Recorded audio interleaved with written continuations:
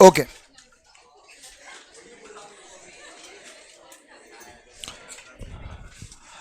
अभी ना ये जो नेक्स्ट टाइप है सिंपल रैंडम सैम्पलिंग, इसमें ऐसा कॉन्सेप्ट नहीं है, इस पे दो छोटे न्यूमेरिकल्स आ सकते हैं, उसमें don't worry about this formula, जब हम परम्यूटेशन कॉम्बिनेशन करेंगे तो आई टीच यू कि ये कॉन्सेप्ट क्या होता है और इसको कैलकुलेट कैसे करते हैं।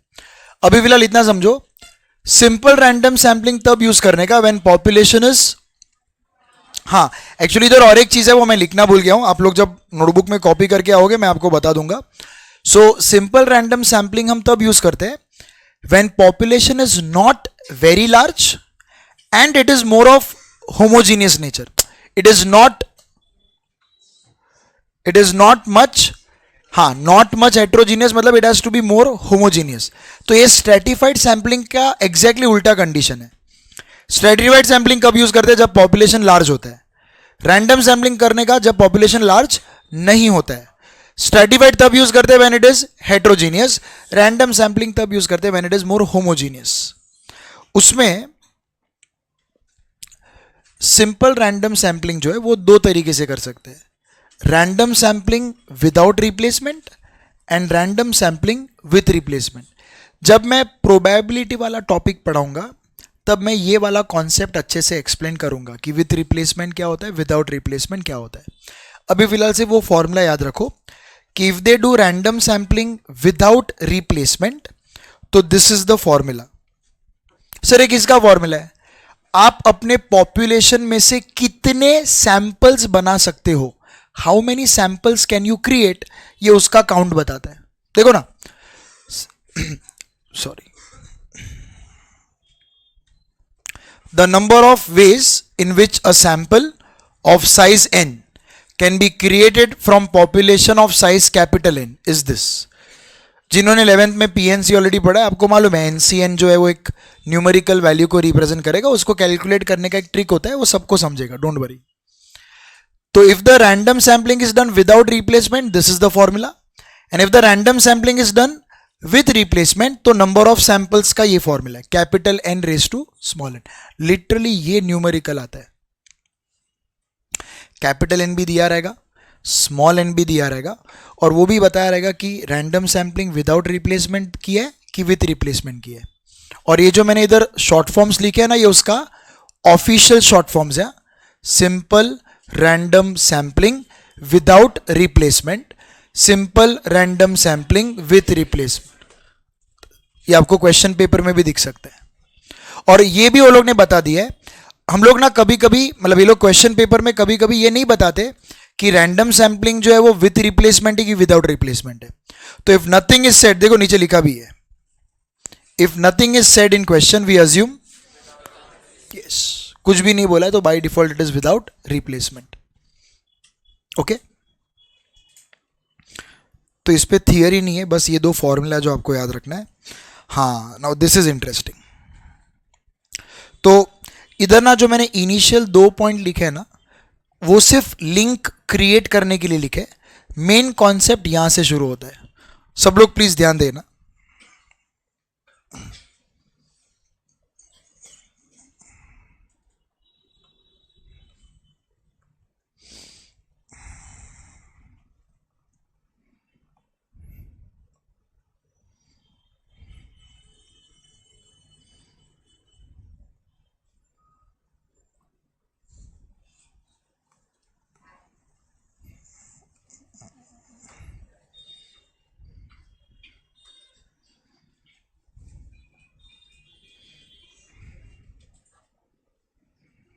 Okay,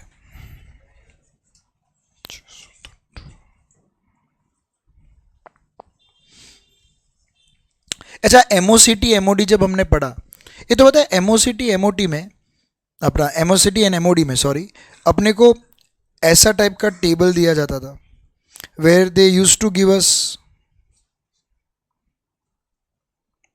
some observations with their corresponding frequencies, हाँ कि ना। तो when I give you a table where I write down the possible values of x and their corresponding frequency, तो don't you think logically this table is called as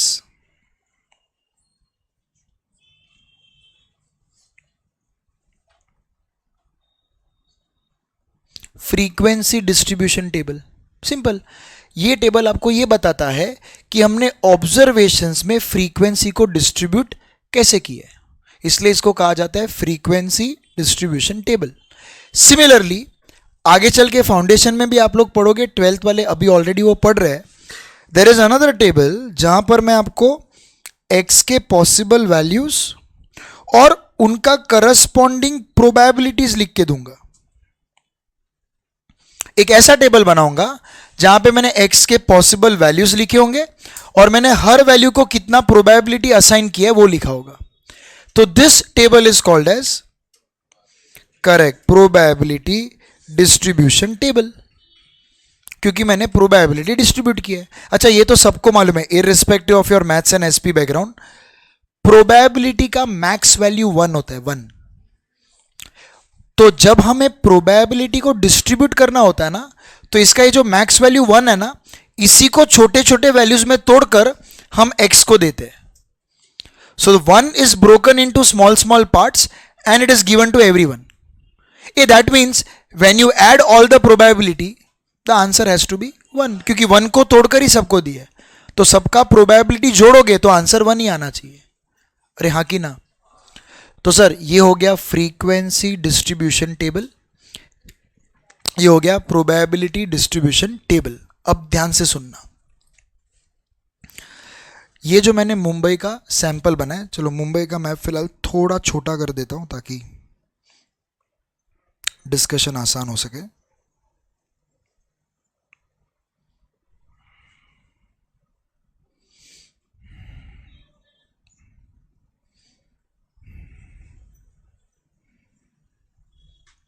okay, तो अभी ना ये stratified sampling का ही example है। तो मैंने जो मुंबई के छोटे छोटे सैंपल्स बनाए ना, I want to find out the arithmetic mean of salary of people of all the samples. ये डू यू रिमेंबर, सैंपल का अगर एरिथमेटिक मीन कैलकुलेट करना है तो उसका सिंबल x बार था। तो मैं हर सैंपल का x बार कैलकुलेट कर रहा हूं और मैं हर सैंपल का x बार जब मैंने कैलकुलेट किया ना, मेरे को ये आंसर्स मिला। I am just taking some small numbers to make you understand the concept.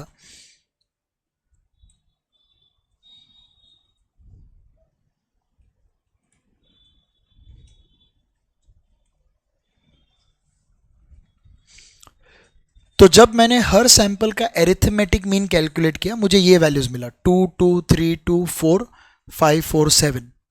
So now I am creating a table, देखना I am creating a table where I am writing X bar का possible values. और देखो ना, मेरे को x bar का possible values क्या मिला है, 2 3 4 5 7। और अब मैं इनका प्रोबेबिलिटी कैलकुलेट कर रहा हूं। अच्छा, let's go to 10th standard.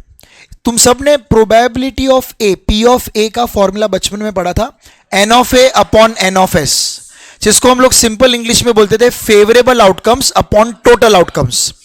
मेरे एग्जांपल में टोटल सैंपल्स कितने हैं, 1 2 3 4 5 6 7 8।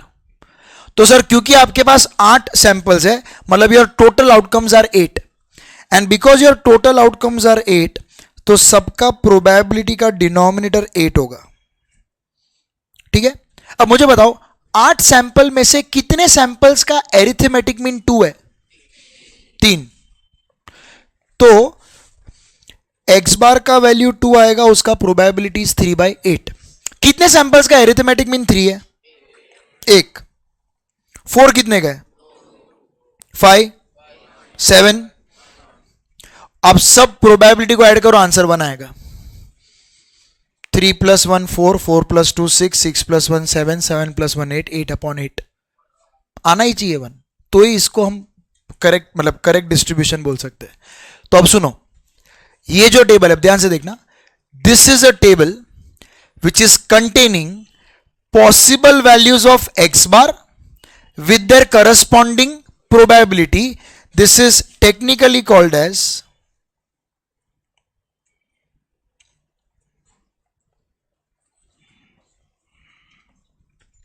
sampling distribution of x bar.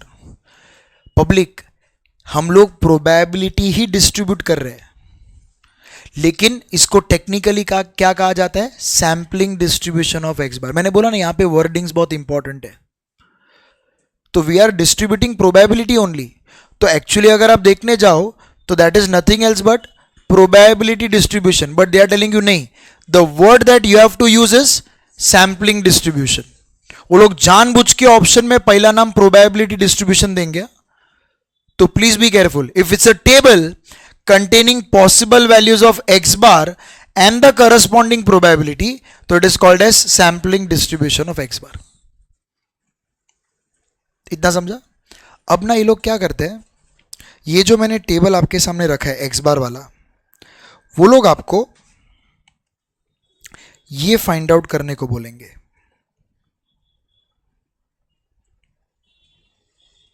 they'll tell you to find this।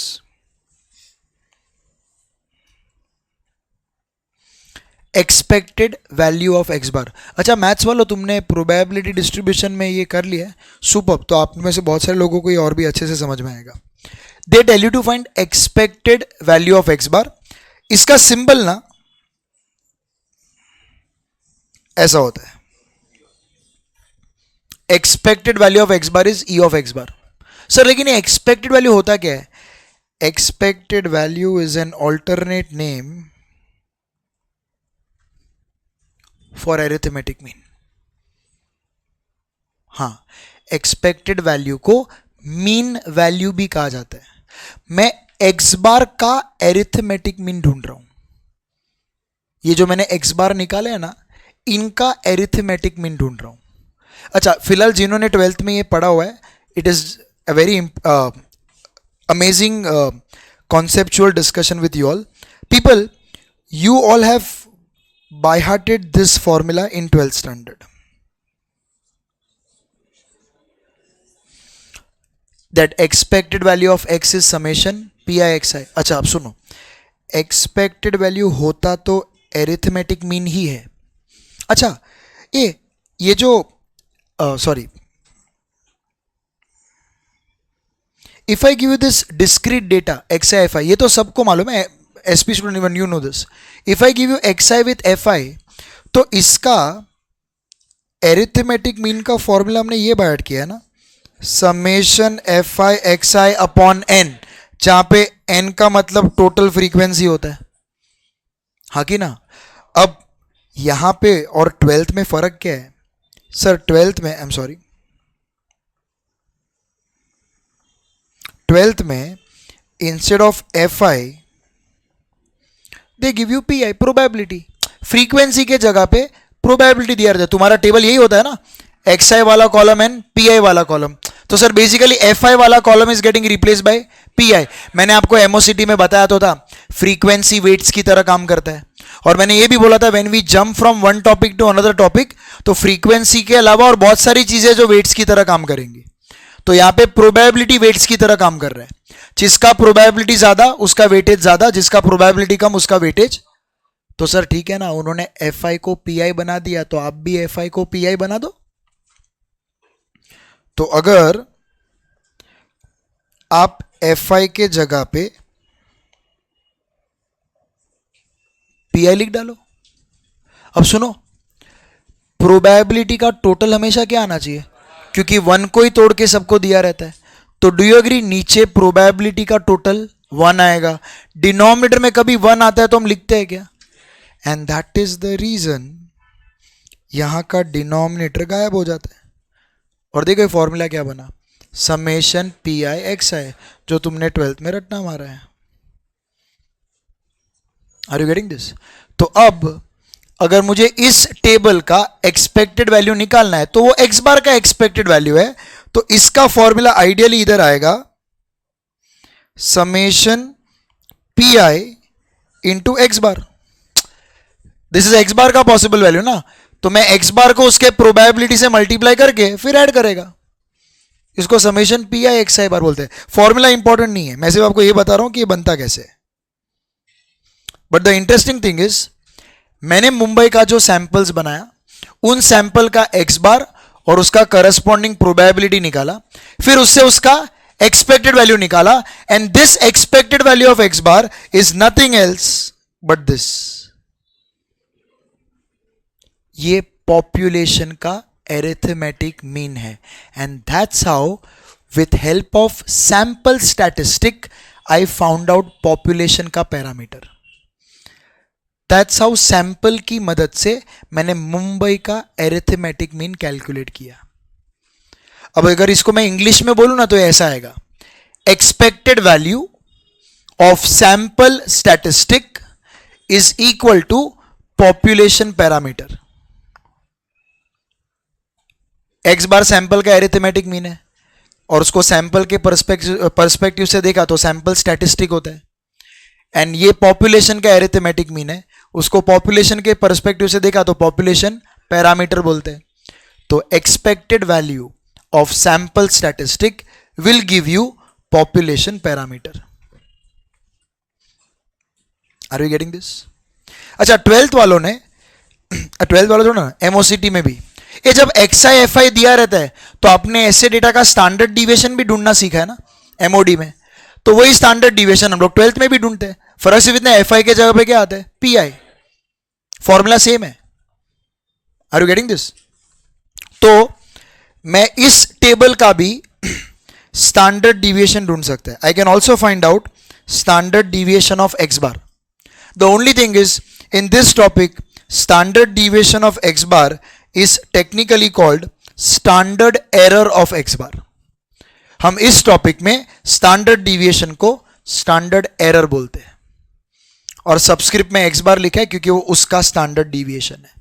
Standard error of X bar होता स्टैंडर्ड डिविएशन ही है, बट यार बोलने का standard error of X bar. Are we getting this? तो what is sampling distribution of x bar? It's a table containing possible values of x bar with corresponding probabilities. जब आप इसका expected value निकालोगे तो आपको क्या मिलेगा? mu. That means expected value of sample statistic will give you population का parameter.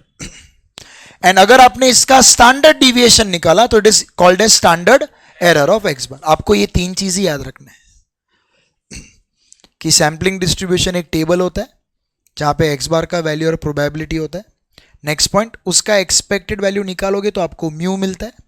And third, उसका स्टैंडर्ड डिविएशन निकाला तो उसको कहा जाता है स्टैंडर्ड एरर. खत्म. If you no this three thing you can easily understand the next three things.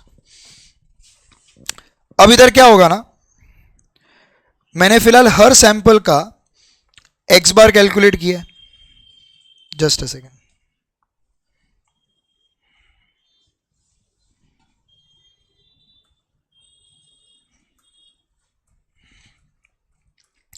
मैंने इधर हर सैंपल का एक्स बार कैलकुलेट किया. अब मैं इसी एग्जांपल में हर सैंपल का प्रोबेबिलिटी कैलकुलेट करेगा. And if you remember sample का प्रोबेबिलिटी इज स्मॉल पी. पता ना स्मॉल पी लिखते कैसे? हाँ, स्मॉल पी. अब सर लेकिन कौन सा प्रोबेबिलिटी? कुछ भी हो सकता है. फिलहाल मुझे ये फिगर आउट करना है कि what is the probability that the monthly salary of a person will be more than 50,000. मुझे हर सैंपल में ये प्रोबेबिलिटी ढूंढना है that monthly salary of a person is more than 50,000. Okay. और जब मैंने हर सैंपल में वो प्रोबेबिलिटी ढूंढना शुरू किया तो मुझे ये आंसर्स मिला.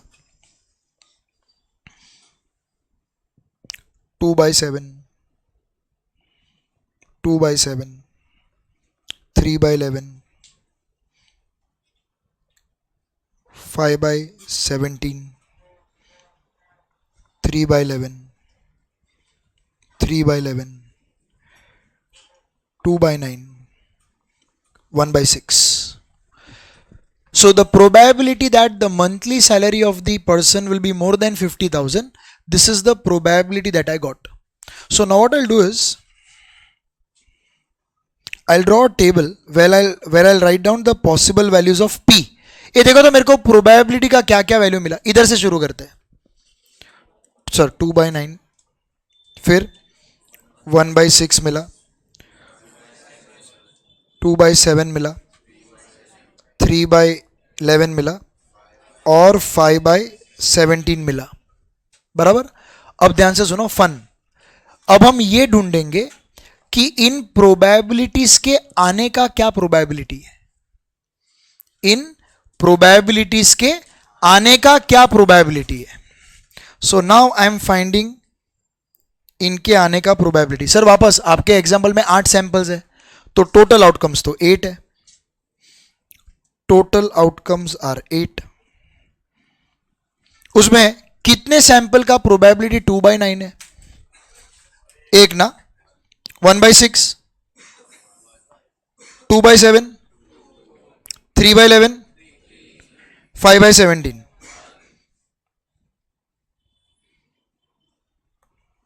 समझा? तो this is a table which contains possible values of small p with their corresponding, therefore this will be called as sampling distribution of x bar। थोड़ी यार p थोड़ा तो सोच यार, कुछ भी बबूचक।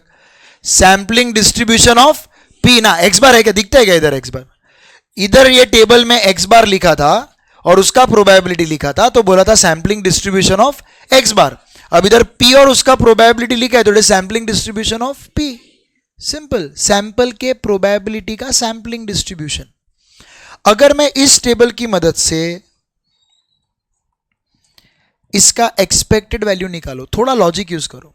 जब हमने x बार का एक्सपेक्टेड वैल्यू निकाला तो अपने को क्या मिला था? जो सैंपल का एरिथमेटिक मीन था। तो अब अगर मैं p का एक्सपेक्टेड वैल्यू निकालूं तो मेरे को क्या मिलेगा? Capital P। अरे ये सैंपल के प्रोबेबिलिटीज है, उनका एक्सपेक्टेड वैल्यू निकालेगा तो पॉपुलेशन का ही प्रोबेबिलिटी मिलेगा ना। जब x बार का एक्सपेक्टेड वैल्यू निकाला तो मेरे को पॉपुलेशन का एरिथमेटिक मीन मिला जो म्यू है। तो जब मैं सैंपल के प्रोबेबिलिटी का एक्सपेक्टेड वैल्यू निकालेगा तो मेरे को पॉपुलेशन का प्रोबेबिलिटी मिलेगा। Please try to understand, it is working on same logic, same logic पे काम कर रहा है। देखो ना, expected value of sample statistic will give you population parameter. ये दोनों पॉपुलेशन के ही पैरामीटर है ना। तो expected value of sample statistic will give you population का पैरामीटर। जब हमने इसका स्टैंडर्ड डिविएशन निकाला तो उसको हमने नाम दिया स्टैंडर्ड एरर ऑफ एक्स बार। अगर आप इसका स्टैंडर्ड डिविएशन निकालोगे तो आप इसको नाम क्या दोगे? Standard error of P. खत्म। पी बार क्या है? पी। तो कुछ अच्छी है। अबे नामकरण का मतलब ये थोड़ी होता है कि बच्चे का नाम ही करण रख दो। थोड़ा तो चेंज समझ, थोड़ा तो मतलब किधर भी बार बार नशा ही करना है तेरे को। सैंपलिंग डिस्ट्रीब्यूशन ऑफ एक्स बार था, ये सैंपलिंग डिस्ट्रीब्यूशन ऑफ पी है। एक्स बार का एक्सपेक्टेड वैल्यू म्यू देता है, पी का एक्सपेक्टेड वैल्यू कैपिटल पी देता है। उसका स्टैंडर्ड एरर को बोलते हैं standard error of X bar और इसके स्टैंडर्ड डिविएशन को बोलते हैं standard error of P. Exactly. Are you getting this? This is what I have written in this particular section. Frequency distribution क्या होता है? It's a table containing discrete और continuous data with corresponding frequency, मतलब X का value with frequency. Probability distribution क्या होता है? It's a table containing possible values of your random variable X and the corresponding. Sampling distribution of X bar क्या होता है? Is a table containing possible values of X bar with corresponding probability. When you want to find the arithmetic mean of sampling distribution of x bar, it is called as, उसका symbol देखो e of x bar है, and e of x bar gives you mu. Standard deviation of x bar is called as standard error of x bar, ये उसका symbol है। ये same pattern आपको next 3 statement में दिखेगा। Sampling distribution of p is a table containing possible values of p with their corresponding probability। बनाया था ना टेबल, उसका अगर आप मीन निकालेगा मतलब एक्सपेक्टेड वैल्यू निकालेगा, उसको e of p बोलते हैं। देखो e of p is equal to standard deviation of p is called as standard error of p। ये उसका सिंबल है।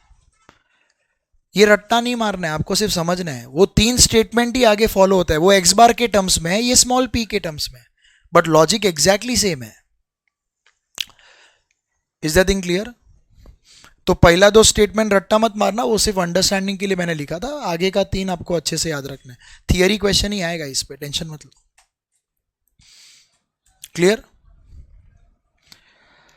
अब ना ये जो लास्ट पेज है ना, इसमें आपको बहुत सारे फॉर्मूलाज दिखेंगे, ऐसा लगेगा कि बाप रे सर ने क्या बनाया। Trust me, in this entire page there are only 2 formulas. हाँ, I replace this page by a simple version. ये मैंने इसलिए ऐसा लिखा था बिकॉज जिस बैच में मैं पढ़ा रहा था ना, उस बैच के बच्चों ने मेरे को रिक्वेस्ट किया कि सर हमको ना डिटेल्ड ट्री डायग्राम बना के दो, हमको वैसे समझ में आएगा। ओके, मैंने आइडियली ये कैसे बना था वो मैं तुमको बताता हूँ, और फिर मैंने उसको इसमें कन्वर्ट किया। लेकिन उसके पहले ना आप पहले ये देख लो पॉपुलेशन को वो लोग ने कैसे सेग्रीगेट किया। वो बोलते हैं पॉपुलेशन को अगर क्वांटिटी के पर्सपेक्टिव से देखा तो वो फाइनाइट भी हो सकता है। मतलब अगर आपका पॉपुलेशन में आपको मालूम है कि काउंट कभी खत्म होगा तो फाइनाइट है, and if you have no idea count कब खत्म होगा तो infinite. Simple example, number of students who have registered for CA foundation exam for Jan 2025 finite, because registration एक पॉइंट के बाद बंद होता है, and you know the exact number कि भाई इतने बच्चे एग्जाम देने वाले हैं, तो you know counting is going to stop at this point, बराबर। But if I tell you number of stars in the sky, we have no idea कि काउंटिंग कब खत्म होगा, इसलिए वो इनफाइनाइट का एग्जाम्पल हो गया। समझा सबको? अरे हाँ कि ना? So if you know counting कब खत्म होगा finite, if you have no idea counting कब खत्म होगा इनफाइनाइट। अभी उसका नेचर देखो, नेचर का क्या सेग्रीगेशन है?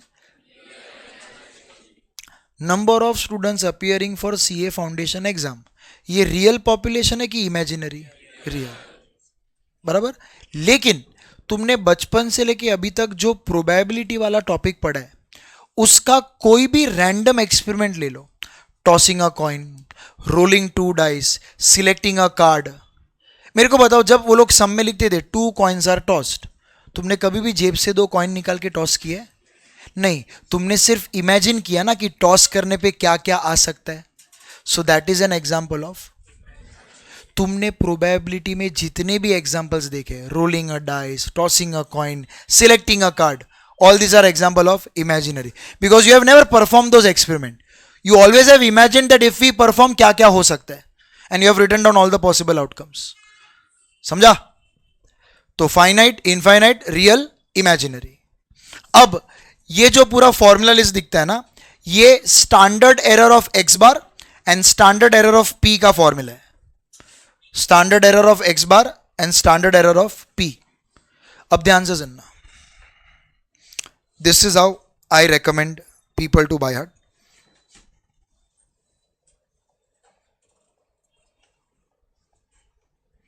Standard error of X bar का एक ही फॉर्मूला है, which is this, sigma upon root of small N. Sigma is population का standard deviation, root of N, N is sample का नंबर ऑफ ऑब्जर्वेशन, छोटा एन है। और अगर वो लोग आपको स्टैंडर्ड एरर ऑफ पी पूछे तो this is the formula, capital P into 1 minus capital P upon N, खत्म। इतना ही है। हां, अगर इसमें वो लोग आपको ये बोले कि तुम्हारा जो पॉपुलेशन है वो फाइनाइट है, finite, and they have done simple random sampling without replacement. अगर तुम्हारा पॉपुलेशन फाइनाइट है और सैंपलिंग विदाउट रिप्लेसमेंट वाला है, तो जो भी फॉर्मूला तुम यूज करो उसके साथ ये मल्टीप्लाई कर देना।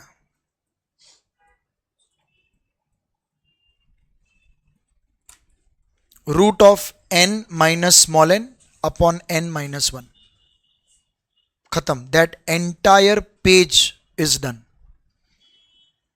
Standard error of X bar का फॉर्मूला क्या है? Sigma upon root N. Standard error of X bar का फॉर्मूला क्या है? Sigma upon root N. Standard error of X bar का फॉर्मूला सिग्मा अपॉन. कार्तिक बेटा वो हाथ हटा दे वरना तू मस्त भगवान को कनेक्ट कर लेगा. Standard error of X bar का मतलब है sigma upon root N. Please याद रखो, लाइफ में सब कुछ इंटरेस्टिंग नहीं होता, कुछ चीजों को इंटरेस्टिंग बनाना पड़ता है. हाँ, एक पॉइंट तक मैंने इंटरेस्टिंग बना तो एक पॉइंट पे आपको भी इन्वॉल्व करना पड़ेगा. You can search for entertainment in every place, because even you are not entertaining every time. तो don't expect entertainment every page, है ना. मैं टीचर है, एंटरटेनर नहीं है, तो हर जगह को मैं एंटरटेनिंग नहीं बना सकता वरना तेरा एकेडमिक्स कॉम्प्रोमाइज हो जाएगा. तो कुछ चीज़ें सिंसियरली पढ़नी भी पड़ती है. Standard error of X bar का फॉर्मूला क्या है? Sigma upon. Standard error of X bar का फॉर्मूला क्या है? Sigma upon. Standard error of P का formula is root of capital P into 1 minus capital P upon small N. Are you getting this? Standard error of P का formula is root, क्योंकि ना इधर छोटा P है तो you need to remember this is capital P, this is not small P. Check करने कर ले. तू ये वेरीफाई करना चाहते कि मैंने सही लिखा है कि नहीं? हाँ, नहीं मतलब चैलेंज एक्सेप्टेड. मतलब if you want to actually do that, मैं पेज नंबर पे किधर मिस्टेक है वो भी बता सकता है.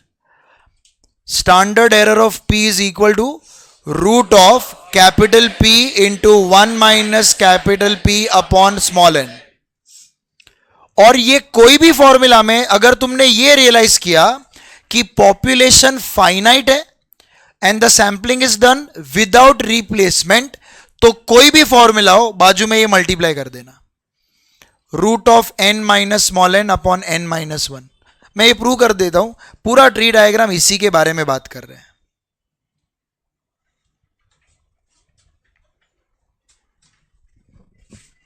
स्टैंडर्ड एरर ऑफ एक्स बार आया. पहले देखो इसके जितने भी फॉर्मूला लिखे हैं ना, sigma upon root n, sigma upon root n, sigma upon root n, ये तो फिक्स है. अच्छा, जब मेरा पॉपुलेशन फाइनाइट है एंड विदाउट रिप्लेसमेंट आ गया तो उसी फॉर्मूला को किससे मल्टीप्लाई कर दिया? देखो, n minus n upon N minus 1. तुम बाकी टेंशन ही मत लो ना, तुम बाकी टेंशन ही मत लो. वो तो उस बैच ने बोला था कि सर हमको एकदम सेग्रीगेट करके दो, उनको वैसे बैट करना था. तुम मत लो इतना tension. Are you getting this? हाँ, जैसे मेरा एंटरटेनमेंट पार्ट खत्म हुआ, तुम सबका एनर्जी ऐसा हो गया, तो मैं तुमसे एक्सपेक्ट भी नहीं करता कि तुम इतना पढ़ो. तुम सिर्फ इतना याद रखो, फाइनाइट है, विदाउट रिप्लेसमेंट है, इतना आएगा, ये आएगा. अब वैसे आप स्टैंडर्ड एरर ऑफ पी देखो, देखो ये फिक्स है सब में, फिक्स. लेकिन जैसे ही पॉपुलेशन फाइनाइट आया और विदाउट रिप्लेसमेंट है तो उसी फॉर्मूला के साथ देखो ये मल्टीप्लाई हो गया. पूरा पेज 3 फॉर्मूला में खत्म होता है.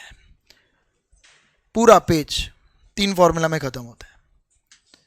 और देखो मैंने इधर लिखा भी है, this is called as finite population multiplier, क्योंकि ये मल्टीप्लाई हो रहा है.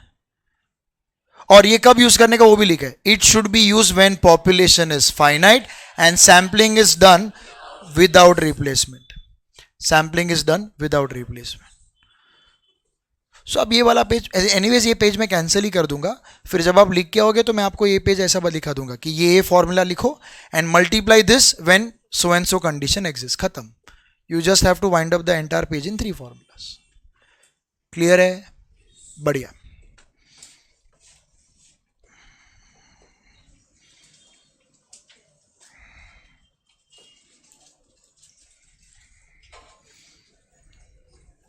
मैं ये फिर पीडीएफ भिजवाता हूं.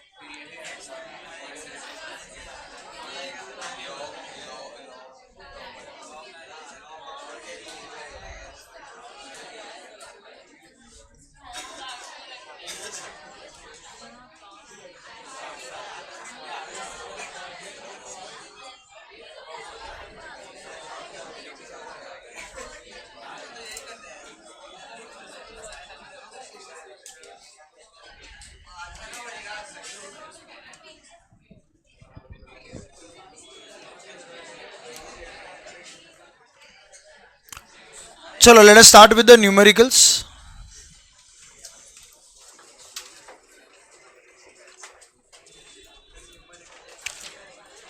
पेज नंबर 245 पे आ जाओ, मतलब थियरी क्वेश्चंस, पेज नंबर 245. अब इसमें ना हम लोग ने यहाँ पे जो क्लास वर्क रखा है ना आपके नोट्स में, वो ओल्ड सिलेबस को ध्यान में रख के रखा है. तो उसमें ना बहुत सारे अनवांटेड क्वेश्चंस भी है जो मैं आपको कैंसिल करने को बोलूँगा. बिकॉज मैंने बोला ना पहले ये टॉपिक सैम्पलिंग थियरी के साथ साथ थियरी ऑफ एस्टिमेशन करके था, जिसमें बहुत अच्छे अच्छे न्यूमेरिकल्स थे. अभी वो सब आप लोग को सिलेबस में नहीं है.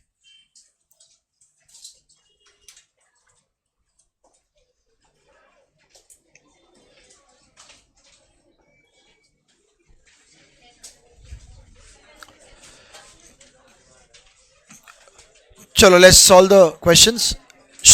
वो लोग बोलते हैं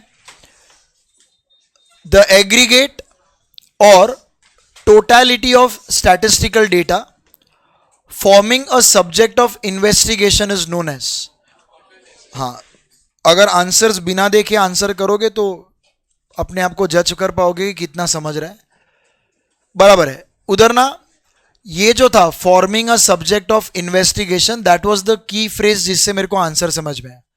बिकॉज हम इन्वेस्टिगेशन जो है वो पॉपुलेशन के बारे में कर रहे हैं सैंपल की मदद से.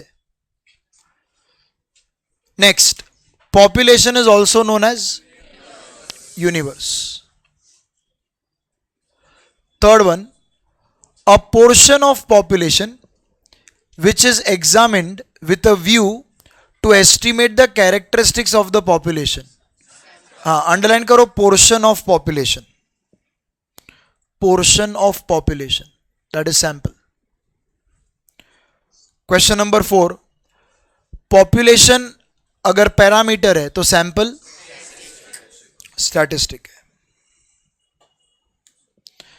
Simple random sampling can be done with, without, with or without, with and without. It can be with or without replacement. Next, in a simple random sampling with replacement, underline karo with replacement, the total number of possible samples with distinct permutation of members is, yes, it is capital N raised to small n. That's the formula. Because exam में small n raised to capital N भी expect करना, they can confuse you.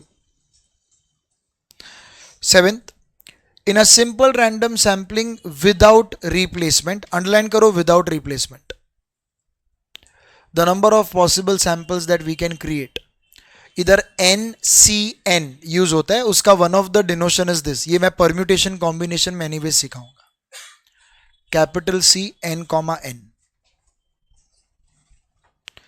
8th one, non sampling errors include biasness, mistakes, both, none of this. Obviously देखा कितना generalise है ये. Sampling error usually dash with increase in sample size. Correct. उधर चाहिए तो बाजू में लिखो लॉ ऑफ इनर्शिया. ये this is law of inertia. Larger the sample size, more will be the accuracy and less will be the error. 10th one, dash errors are likely to be more in case of complete enumeration, non sampling error, उसमें sampling error होता ही नहीं है. Question number 11. Population is comprising of 5 members. एक second.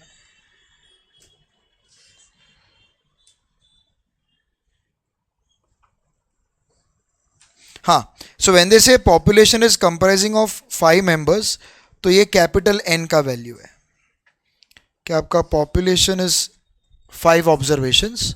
They are telling you find the number of all possible samples of size. when they say sample of size 2, मतलब ये small n का value है, where they can be drawn with replacement, और with replacement का formula है capital N raise to small n. खत्म हो गया सब.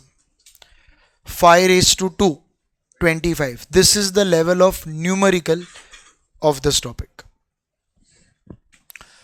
लास्ट टू लास्ट अटेम्प्ट में एसडीडी से 5 क्वेश्चन और इस टॉपिक से 4 question, 9 theory questions from 2 topics, 9 marks. 9 marks है, गेम चेंजर है. जिसको 9 आउट ऑफ 9 आ गया वो एग्जाम ही पास हो गया, क्योंकि जो 2 टॉपिक से 9 मार्क लेकर आ गया वो बाकी का 30 तो किधर से भी लेकर आ जाएगा. When population under investigation is infinite, we should use. हाँ, ये सब ना कॉमन सेंस वाला क्वेश्चन है कि अगर तुम्हारा पॉपुलेशन इनफाइनाइट है तो तुम कंप्लीट एन्यूमरेशन तो कर ही नहीं सकता ना. You can not study the entire population, आपको सैंपल बनाकर ही स्टडी करना पड़ेगा. तो it is sample method, A option. 13. If from a population with 25 members, 25 members के ऊपर लिखो कैपिटल एन. पॉपुलेशन में 25 मेंबर है. अ simple random sample without replacement of 2 members. उनका सैंपल में 2 मेंबर्स है, तो ये स्मॉल एन का वैल्यू हो गया. पॉपुलेशन में 25 मेंबर है, विदाउट रिप्लेसमेंट हो रहा है, सैंपल में 2 मेंबर्स है. We need to find the number of all such samples. The formula is capital N C small n. इसको हम ऐसे लिखेंगे 25C2. फिलहाल एसपी वाले इसका टेंशन मत लो, परम्यूटेशन कॉम्बिनेशन के बाद you will be super comfortable with this. Right now those who no you can calculate. 25C2 में हम 25 को 2 पार्ट्स में ब्रेक करते हैं एंड अपॉन में 2 का फैक्टोरियल लिखते हैं which is 2. In your calci 25 into 24 upon 2. फिलहाल एसपी वाले बच्चे भी ये लिख के रखो, later on even you will understand this exactly.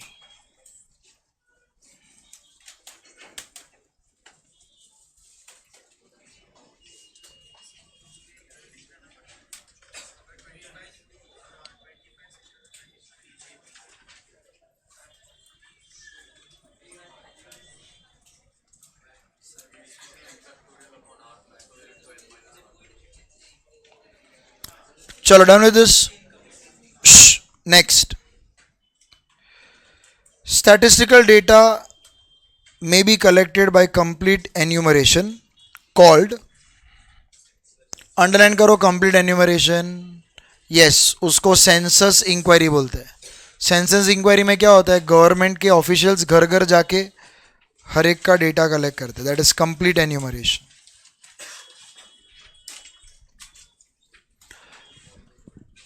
Sample will consist of all units, 50%, 5% of the population या any fraction of the population, any fraction.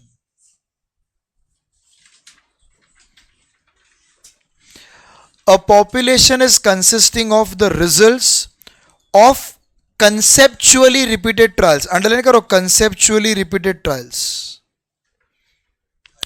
उसके ऊपर लिखो random experiments. Conceptually repeated trials मतलब रैंडम एक्सपेरिमेंट. ये होता है ना, tossing 2 coins, tossing 3 coins, rolling 2 dice. ये कौन सा पॉपुलेशन है, हाइपोथेटिकल इमेजिनरी पॉपुलेशन है. ये इमेजिनरी पॉपुलेशन.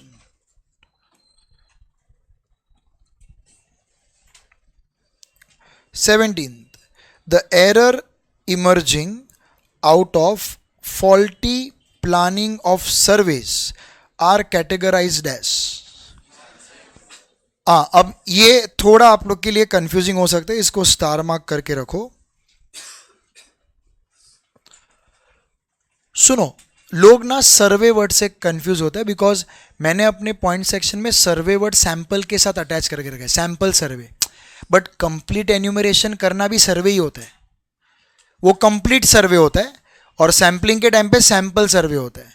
वो बोलता है तुमने सर्वे किस तरीके से करना है वही गलत प्लान किया है, तो it's a part of human error. It's a part of human error करके वो नॉन सैम्पलिंग एरर में आएगा. तो please faulty planning of surveys को अंडरलाइन करके ऊपर लिखो, ये ह्यूमन एरर है.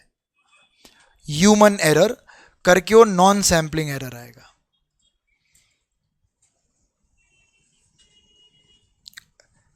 18th one, a population consisting of all the items which are physically present. Yes, वो रियल पॉपुलेशन है. 19th, a population consisting of all real numbers is an example of. Real numbers finite कैसे हुआ?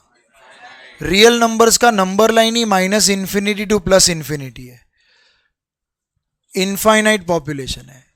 समझा धर्म? इसलिए ये topic को छोड़ नहीं सकते. पहले ये करना पड़ेगा. Question number 20, statistical decision about an unknown universe is taken on the basis of. इसको स्टार मार्क करके रखो. अब इधर ना मल्टीपल ऑप्शंस करेक्ट है, but the best answer is this: statistical decision about unknown universe is taken on the basis of sample observations. ध्यान से, हम सैंपल सर्वे करते हैं जिसमें हम सैंपल में ऑब्जर्वेशंस को इंक्लूड करते हैं. इनका डिटेल्ड और कंप्लीट इंफॉर्मेशन को हम लोग बोलते हैं सैंपलिंग फ्रेम. लेकिन ये जो है ना स्टैटिस्टिकल डिसीजन मतलब अगर आपको सैंपल का arithmetic mean, standard deviation, probability ये सब कैलकुलेट करना है तो उसमें जो ऑब्जर्वेशंस इंक्लूडेड है उसी को यूज करोगे ना. Are you getting this? इसलिए स्टैटिस्टिकल डिसीजन के लिए कौन आपकी मदद करता है? Sample observation. कहने को तो ये तीनों ऑप्शन सही है, क्योंकि ये करोगे तो ये बनता है और ये बनने के टाइम पे ये बनाना पड़ता है. ओके, बट स्टैटिस्टिकल डिसीजन के लिए कैलकुलेशन में कौन आपकी मदद करता है? Sample observations. Therefore option A is correct. Star mark करके रखो, ये अच्छे क्वेश्चंस है. ऑप्शंस आपको कंफ्यूज कर सकते हैं, ये लास्ट मिनट रिवीजन के लिए रखने का. 21 I think majority of you should be able to answer. Statistic is, हाँ, स्टैटिस्टिक वर्ड सैंपल के साथ अटैच होता है, पैरामीटर वर्ड पॉपुलेशन के साथ अटैच होता है. तो statistics is a function of sample observation. 22 देखो, ये भी simple level of numericals. If a random sample of size 2, sample of size 2 को अंडरलाइन करो और उसके ऊपर स्मॉल एन लिख डालो. विथ रिप्लेसमेंट को हाईलाइट करो. तो लोग ने सैंपल का साइज 2 रखा है. It is done with replacement and it is taken from the population which is containing what observations? 3, 6 and 1 को अंडरलाइन करो और उधर ऊपर नीचे किधर तो लिख डालो ऐसा. दैट मीन्स आपके पॉपुलेशन में टोटल 3 ऑब्जर्वेशंस इंक्लूडेड है. Capital N is equal to 3.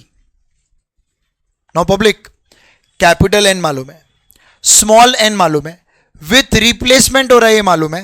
ये तो नंबर ऑफ सैंपल्स का formula is capital N raise to small n, that is 3 raise to 2. तो अपने को अभी इतना तो मालूम है कि हम लोग 9 टाइप का सैंपल्स बना सकते हैं. ये पता होते ही आपका ऑप्शन ए और बी तो गलत प्रूव हो गया. तो अभी सी या डी में से कुछ करेक्ट होगा बिकॉज दोनों में 9 ऑब्जर्वेशंस है. उसमें ऑप्शंस अच्छे से ऑब्जर्व करोगे ना तो सम सॉल्व भी नहीं करना पड़ेगा. सर जब हम दोनों ऑप्शन अच्छे से देखते हैं ना, ये देखो डी में गोंदड़ है, 1,1। सर एक ही सैंपल को 2 बार लिया है, ये तो गलत है ना। अगर वो 9 सैंपल है तो 9 अलग अलग सैंपल होना चाहिए।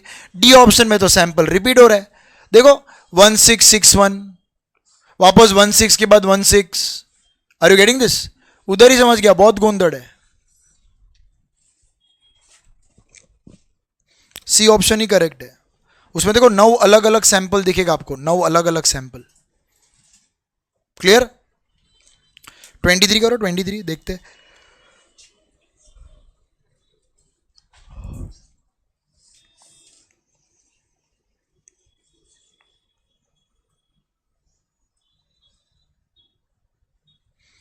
A random sample of size 2, मतलब छोटा n2 है, is taken without replacement from a population containing what observations? A B C D, मतलब 4, कैपिटल N 4 है। सर क्योंकि विदाउट रिप्लेसमेंट है तो उधर फॉर्मूला यूज होगा capital N C small n which is 4C2। 4C2 का calculation आता है 4 इंटू 3/2 विच इज 6। तो सर ए एन बी तो रूल आउट हो गया। अब देखो सी एन डी में कौन सा नॉनसेंस है? सी नॉनसेंस है। 6 अलग अलग सैंपल ही नहीं है, रिपीट कर रहे हैं। A B B A C C A D D है, सिर्फ डी है जिसमें 6 अलग अलग सैंपल इन्वॉल्व है। This is the level of numericals.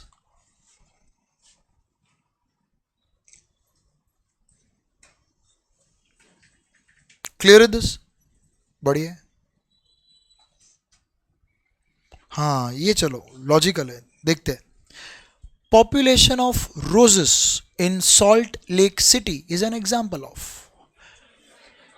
Correct, roses है, आपको मालूम, it's like number of stars in the sky.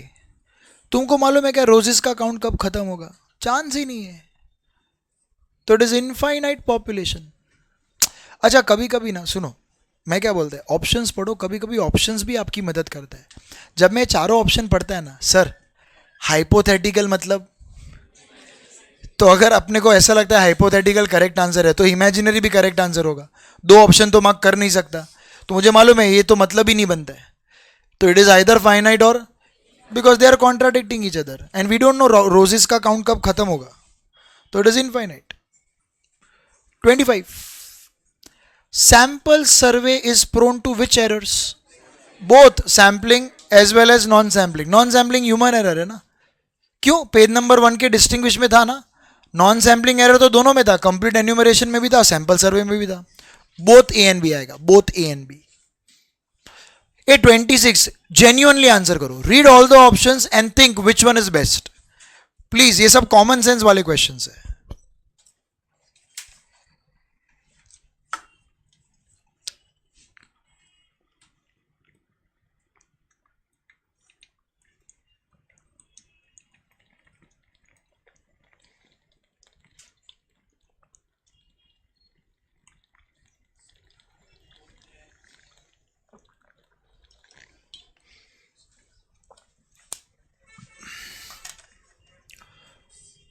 Both A and B, okay. देखो ए गलत नहीं है, लेकिन बी तो गलत ही है। टू इन्फर अबाउट, अगर यूनिवर्स नोन है तो मैं उसके बारे में स्टडी क्यों कर रहा है? If I know everything about my population then why am I creating sample? Population के बारे में चीजें मुझे नहीं मालूम, इसलिए तो मैं सैंपल बना रहा है। तो कंफ्यूजन ए और सी के बीच में होना चाहिए। ए बोलता है infer about unknown universe from knowledge of any sample, और ये बोलता है to infer about unknown universe from a knowledge of A. तो don't you think C option better है, बिकॉज वो एक सैम्पलिंग टेक्निक के बारे में भी बात कर रहे हैं, रैंडम सैम्पलिंग।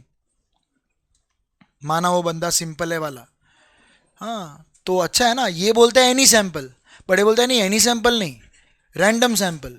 तो it is referring to one of the sampling technique, इसलिए C is the better choice. Public समझ रहा है क्या? सी ऑप्शन में ये जो है ना ये बेटर है, नॉलेज ऑफ रैंडम सैंपल। उसने प्रोबेबिलिटी सैम्पलिंग यूज की है, इनफैक्ट उसने ऐसा सैम्पलिंग टेक्निक यूज की है जो लॉ ऑफ वैलिडिटी को फॉलो करता है, मतलब वो जो सैंपल बनाएगा वो एक वैलिड सैंपल बनाएगा, and therefore it's a better answer. बढ़िया. 27. Sampling error is completely absent in. Correct. Complete enumeration को ही सेंसस इंक्वायरी बोलते हैं. कंप्लीट एन्यूमरेशन को ही सेंसस इंक्वायरी बोलते हैं. बराबर है. Both A and B. अब देखो, कैंसिल दिस, ये अभी आपके सिलेबस में नहीं है.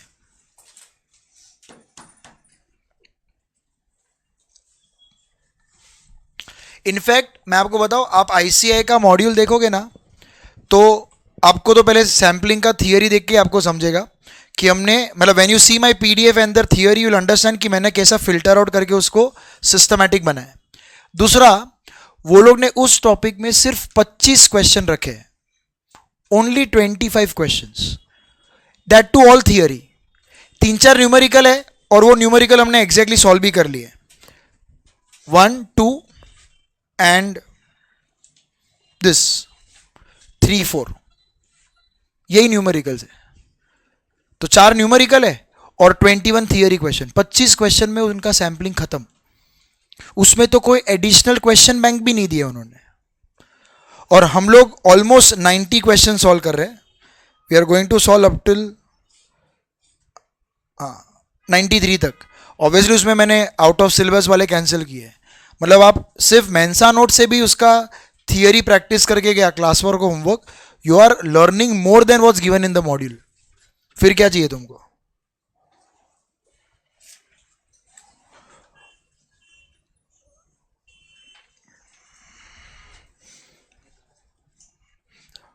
और देखना, बाकी सब आप जो भी आपके फ्रेंड्स दूसरे क्लास में जा रहे हैं, आप बिंदास पूछना, उनको मॉड्यूल का ही वो 25 क्वेश्चन करवा के खत्म कर देते टॉपिक.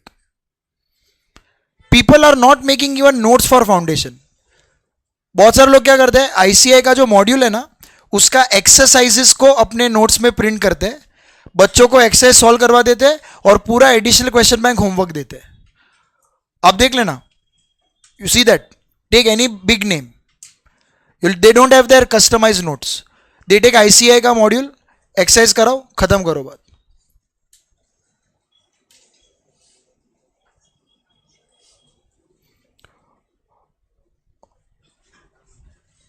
क्या हुआ? किसका? हाँ, होएगा ही ना, क्योंकि उसका आप एक्सरसाइज देखोगे ना, अपने क्लास वर्क का वार्म अप उनका पूरा एक्सरसाइज होता है. हम लोग ने एमओसीटी एमओडी में अभी देखो, लीनियर रिग्रेशन ही देख लो, हमने करीबन 122 125 क्वेश्चन किए, 122 125 क्लास वर्क किए. आप उनका लीनियर और ये उनका देखोगे ना, set A set B set C, 20-20 question है हर एक में. उनका 50-60 क्वेश्चन में कोरिलेशन रिग्रेशन के साथ खत्म हो जाता है. हाँ, कोरिलेशन रिग्रेशन मिला के 3 एक्सरसाइज होता है, जिसमें पहला सेट सिर्फ थियरी होता है, दूसरा और तीसरे में न्यूमेरिकल होता है. उतना करवा दिया, खत्म.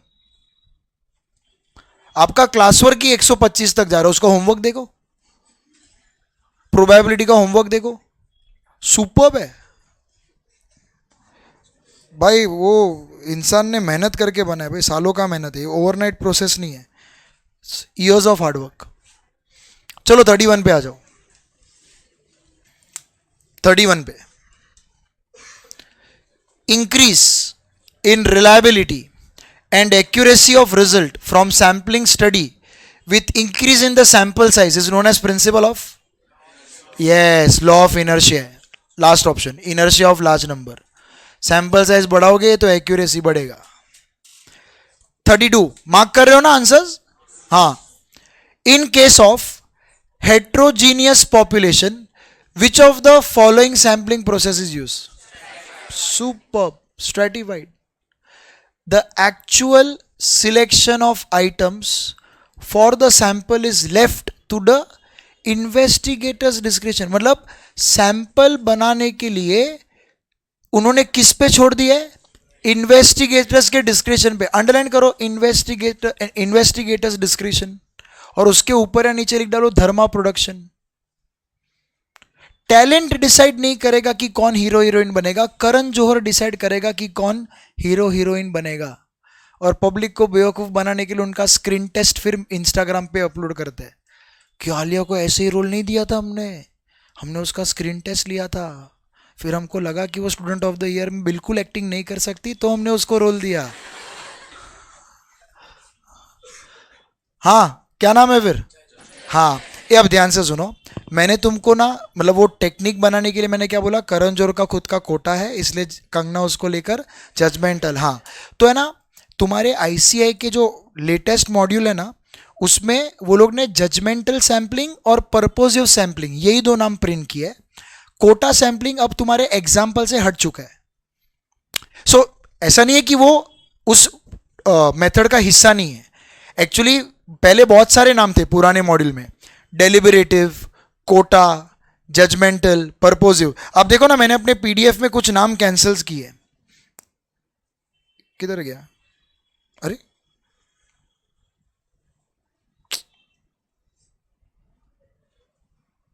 अरे चापला, ये देखो, कन्वीनियंस मेथड, डेलिबरेटिव मेथड, ये सब नाम मैंने कैंसिल किए। पुराने सिलेबस में ये सब नाम थे, पर अभी जो नया आपका मॉड्यूल बना है ना उसमें सिर्फ जजमेंटल और पर्पोजिव सैम्पलिंग है। वो लोग ने कोटा सैम्पलिंग भी वो नाम से हटा दी है।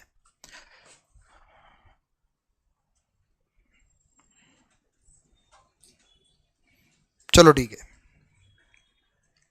तो अभी फिलहाल आप 33rd क्वेश्चन में ऑप्शन ए मार्क कर सकते हो, दैट इज जजमेंटल सैम्पलिंग। 34 के लिए मैं आपको बता रहा था, ये 34 में देखो मैंने ऑप्शंस में कुछ चेंजेस किए, आप भी करो। Which of the following is non probability sampling method? B वाले ऑप्शन में ये कैंसिल कर दो और सी वाले ऑप्शन में तीसरा नाम कैंसिल कर दो। ये चार में से कौन अपना नॉन प्रोबेबिलिटी सैम्पलिंग है? धर्मा प्रोडक्शन। अरे यार बबूचक लोग, इतना तुमको अभी सब रामायण सुना है क्या? सब सब बोलता है। अरे तुम्हारे मॉड्यूल में जजमेंटल और पर्पोजिव है ना यार, अब भी तो तुम लोग भांग पी के बैठे है क्या? तुम्हारे से मैं तोतला बोलता है इतना इतना मैंने बोला कि अभी तुम्हारे नए मॉड्यूल में ये नाम हटा दिया है इसलिए मैं हटा रहा है, इतना सब बोलने के बाद भी बोलते ऑल ऑफ दिस। कितना डिस्कनेक्टेड है तू। जजमेंट और पर्पोजिव पहला और चौथा, सेकंड ऑप्शन आएगा।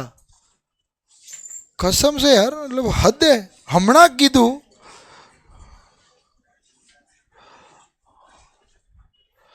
ક્યાં જશે આ બધું કિંજલ? આ બધા શું કરે છે આ લોકો? 35th, dash sampling is a method of sampling in which each unit of population has exactly the same chance of being included, equal chance of getting selected as random sampling. Underline करो, exactly the same chance of being included. उसने मेरे को समझाया कि ये random sampling है। 36 क्या बोलता है? In dash sampling, the first unit of the sample is selected randomly and the remaining are selected at fixed intervals of time, space or order. Systematic. Under dash sampling, the universe is classified into number of relatively homogeneous, हाँ question में answer दिया, strata, stratified. खत्म हो गया, आगे पढ़ना ही क्यों है? स्ट्रेटा मतलब stratified. 38, sampling is done at each stage starting with larger units, फिर इंटरमीडिएट, फिर finally reaching to the ultimate unit. ला ला ला ला ला ला ला। नेस्कैफे वाला था ना यार, वो एम्फी थिएटर को उसने सैंपल में कन्वर्ट किया ना, भी 4 लोग को ही कॉफी पिलाया, महंगा पड़ता है। हाँ, एक लिए उस फिल्टर डालते क्या, उसके पास एक ही डब्बा था ना। उधर अंडरलाइन ये करो, larger, intermediate and finally reaching the ultimate, that is multi stage, C option. Random sampling is also known as lottery sampling. Yes, lottery sampling, all have equal chance of getting selected. Lottery sampling. 40, which sample adds flexibility? Multi stage. Superb. Multi stage में flexibility आता है, superb.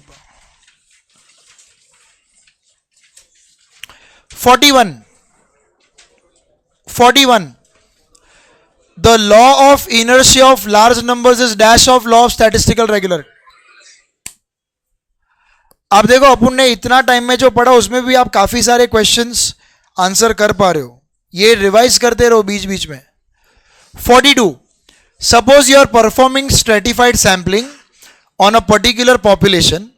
You have divided the population into strata of different sizes. जो मैंने किया था, डोंबिवली है ना, थाने, मुलुंड घाटकोपर, अलग अलग साइज का स्ट्रेटा था. How can you now make your sample selection? This is more of logical thinking. ये मैंने बताया नहीं है, आप ऑप्शंस पढ़ो और आप देखो आपको कौन सा ऑप्शन लॉजिकली सही लगता है. रीड. सैम्पलिंग एकदम प्रैक्टिकल टॉपिक है, उसमें वो लोग आपको दिमाग लगाने को बोल सकते हैं.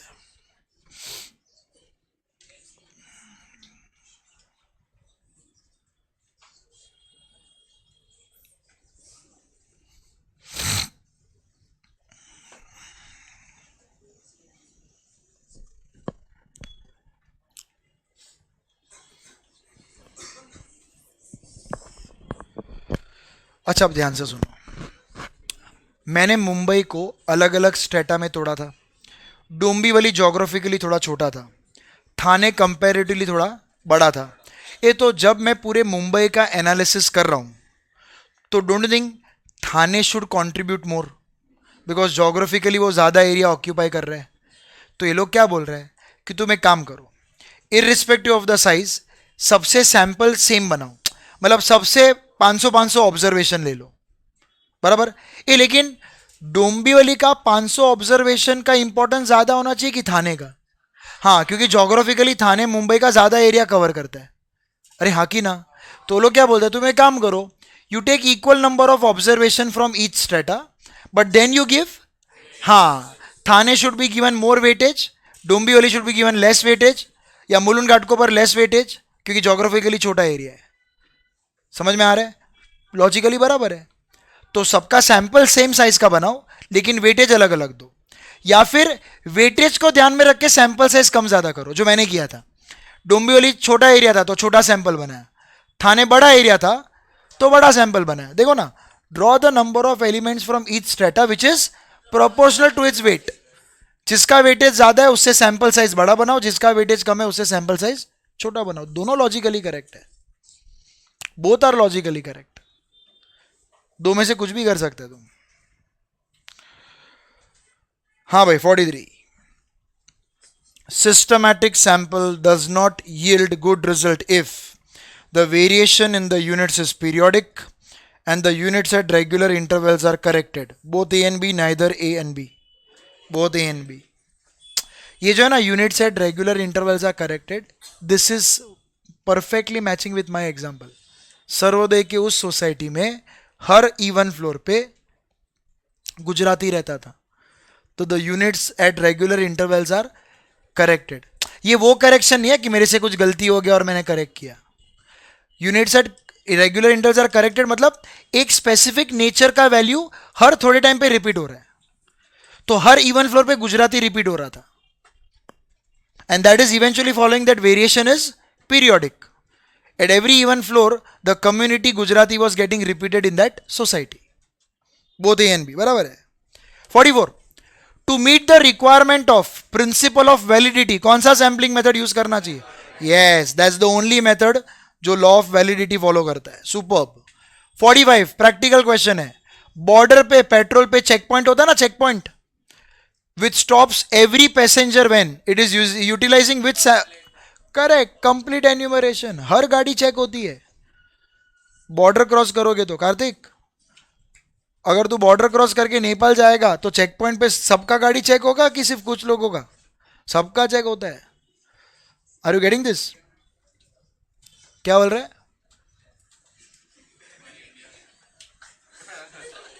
अबे बॉर्डर बोला ना मैंने. और तेरे को अगर ये डाउट है तो भाई तू पहले अपना नॉलेज ठीक कर.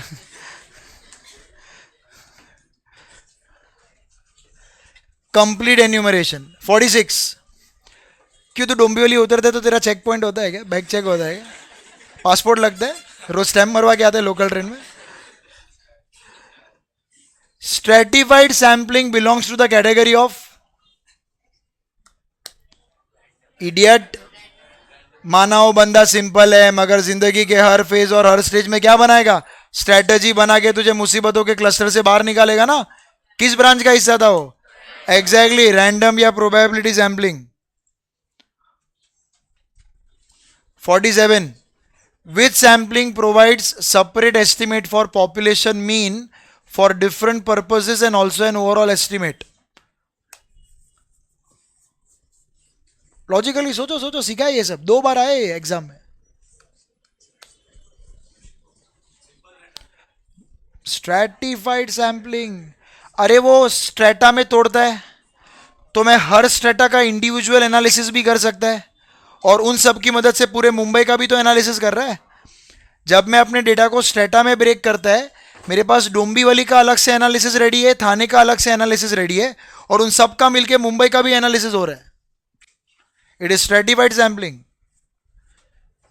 व्हेन दे से फॉर डिफरेंट पर्पसेस, उधर ही मेरे को समझ गया, वो स्ट्रेटिफाइड में ही पॉसिबल है. चलो 48. Law of statistical regularity. Search for 2 keywords. A fairly large size should possess the characteristics on an. ये कीवर्ड देखो किधर है, फिर कितना सिंपल है याद रखना.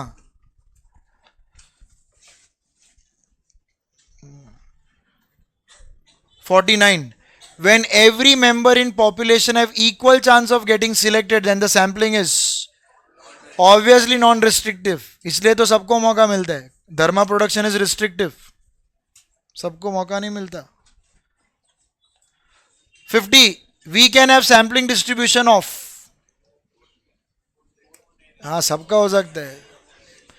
एक्स बार का भी होता है, पी का भी होता है, वैसे स्टैंडर्ड डिविएशन का भी होता है, both mean and standard deviation. 51 में प्रिंटिंग मिस्टेक है, पहले वो करेक्शन कर लो. 51 में फ्रीक्वेंसी को कैंसिल करके प्रोबेबिलिटी लिख डालो.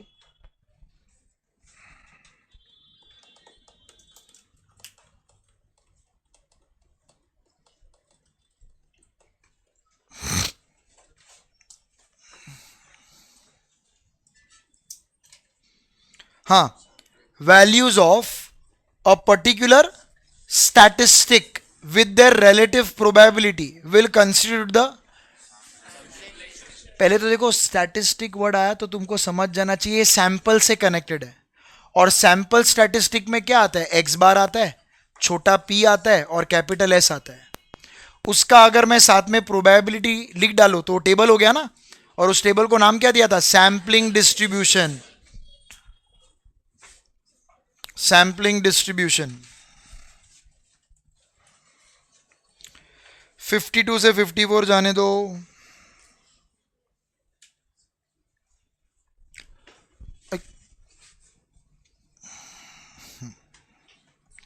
Fifty 55. The large, medium and small sized firms are sampled for audit purpose. Then the sampling procedure is. कैसे समझा तुमको ये? हाँ, उनको सेग्रीगेट किया. लार्ज से एक सैंपल बनाया, मीडियम से एक सैंपल बनाया, स्मॉल से एक सैंपल बनाया, ऑडिटिंग पर्पस के लिए. स्ट्रेटा में ब्रेक किया. देखो ना, हेट्रोजीनियस नेचर है, लार्ज मीडियम स्मॉल तीनों है, तो हेट्रोजीनियस नेचर को हैंडल करने के लिए क्या काम आएगा, स्ट्रेटिफाइड सैम्पलिंग काम आएगा. Very good. 56. This has something to do with MOD. है MOD, greater the value of public. Standard error को अंडरलाइन करके ऊपर लिखो स्टैंडर्ड डिविएशन. स्टैंडर्ड एरर मतलब स्टैंडर्ड डिविएशन होता है. अरे क्या हो गया,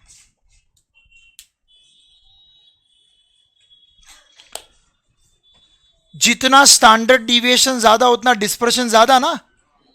तो कौन सा ऑप्शन आपको लॉजिकल लगता है? एग्जैक्टली, जितना डिस्पर्शन ज्यादा उतना एक्चुअल फ्रीक्वेंसी से आपका डिपार्चर मतलब डिविएशन ज्यादा. एंड अगर डिस्पर्शन ज्यादा है तो, अरे क्या हो रहा है इसका,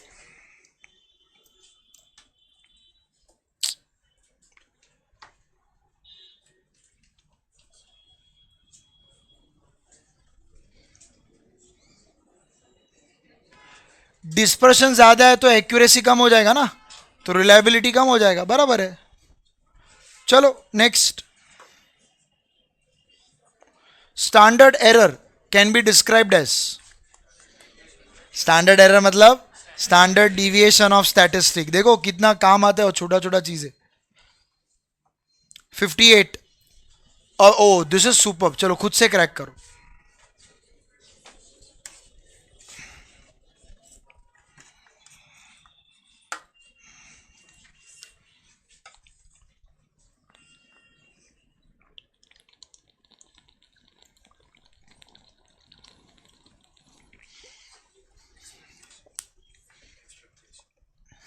एक्सपेक्टेशन, ओके। चलो मैं हिंट देता हूं, इसको सही तरीके से इंटरप्रेट करोगे ना तो आंसर मिलेगा।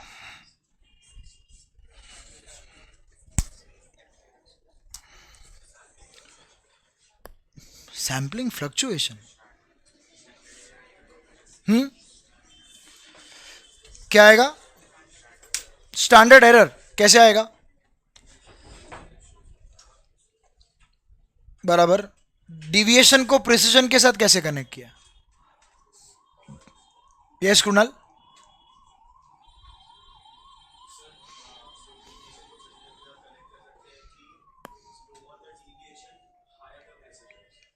Can you give me a simple word for precision?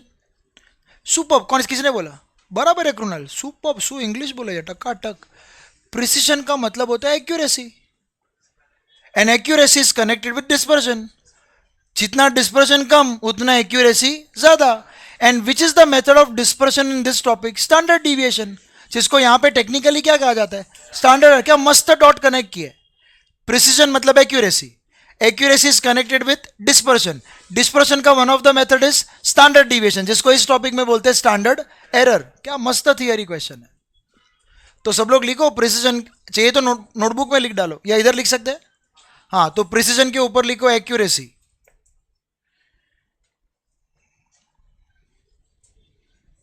Accuracy.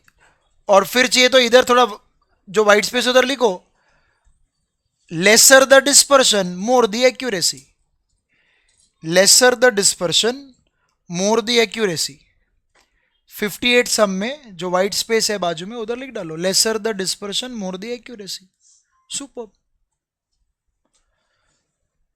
हाँ 60। ये टाइम पे ना सब मेजोरिटी का एनर्जी ऐसा ढ हो गया था, ढ। अब देखते कितने लोगों को आता है।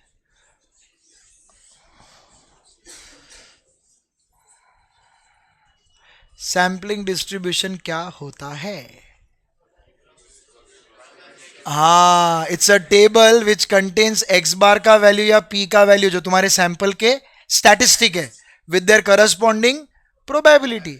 मैंने बोला भी था कि वो है प्रोबेबिलिटी डिस्ट्रीब्यूशन ही, बट उसको यहां पे टेक्निकली कहा जाता है सैंपलिंग डिस्ट्रीब्यूशन। बराबर ना? वो युक्ता के बाजू में जो मैडम बेटा, उनको भी बहुत गुस्सा आ रहा था जब मैं वो सब पढ़ा रहा था ना, एकदम इरिटेट हो गया था कि बाप रे सर कितना कुछ पढ़ा रहा है। अपन सीए कर रहे हैं, बीकॉम थोड़ी कर रहे हैं, ये तो शुरुआत है। तुम लोग इंटर में आओ ना, इंटर में तुमको मेरी और मैथ्स की दोनों की बहुत याद आएगी, तब तुमको लगेगा कि ये बहुत सिंपल था। कहाँ इंटर में आ गए। आओ इंटर में आओ, फिर एक दिन सबको फोन करके पूछूंगा और आया स्वाद। इंटर में मैथ्स किधर है? मैं साइंस का बंदा है, मेरे कॉमर्स और मेरे बीच में सिर्फ एक ही रिश्ता है, मैथ्स का।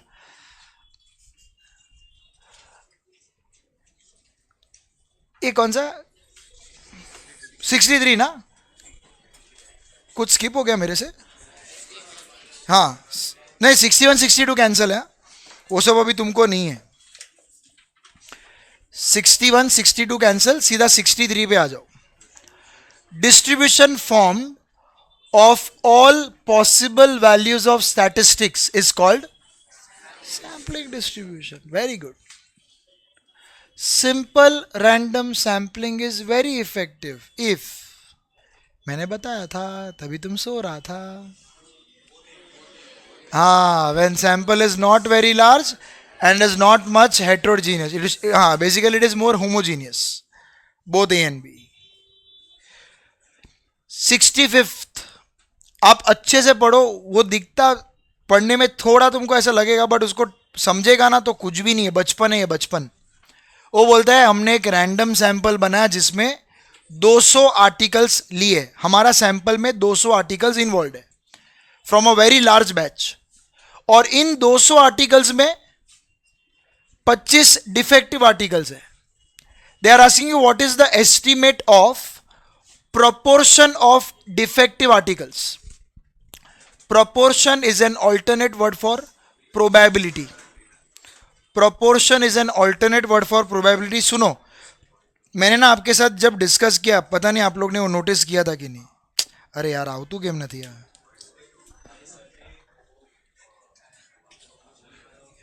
बकवास.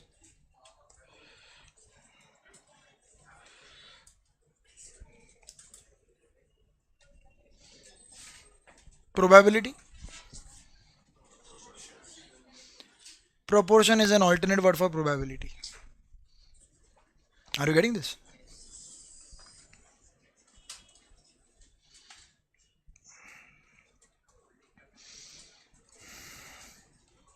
हाँ भाई, तो बेसिकली आपको इस सम में प्रोबेबिलिटी ऑफ डिफेक्टिव आइटम्स पूछा है. पब्लिक, प्रोबेबिलिटी का बेसिक फॉर्मूला क्या है? Favourable outcomes upon total outcomes. तुम किसका प्रोबेबिलिटी ढूंढ रहे? तुम्हारे बैच में डिफेक्टिव आइटम्स कितने हैं? तो फेवर में 25 आइटम है और टोटल आइटम कितने हैं? कर 25/200, खत्म हो गया सम. 25/200. कुछ भारी भरकम नहीं. उनका इंग्लिश थोड़ा ऐसा भारी भारी वर्ड 2-3 फेंक दिया.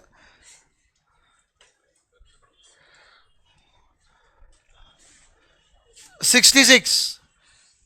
पॉपुलेशन का standard deviation is known to be. ओहो हो. हाँ, वेरी गुड. पॉपुलेशन का स्टैंडर्ड डिविएशन सिग्मा. लगो 5 ऊपर सिग्मा. सुतेलु 6.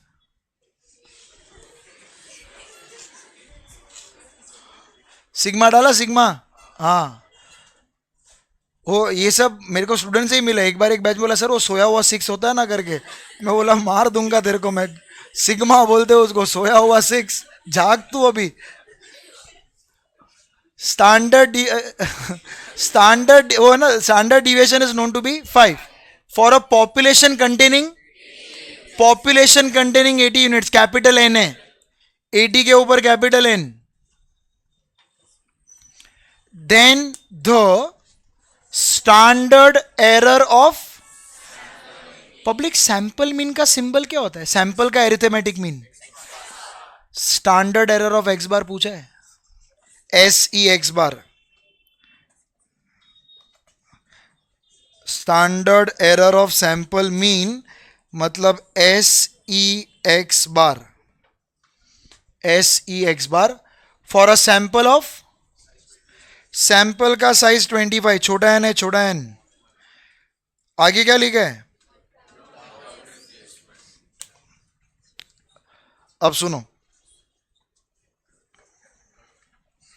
ये रहा जो यहाँ ये स्टैंडर्ड एरर का फॉर्मूला है फॉर एक्स बार.